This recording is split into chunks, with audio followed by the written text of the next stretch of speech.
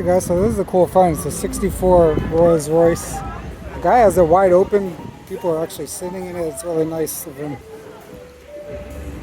Very historic looking Rolls Royce. Beautiful. Check out this detail.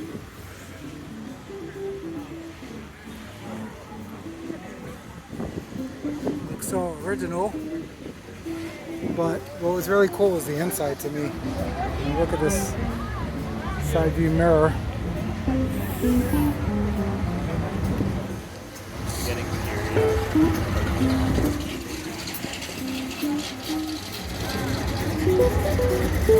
It's a beautiful car.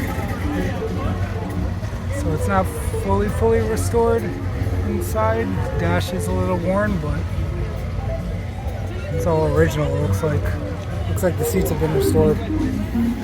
Check out those trays in the back.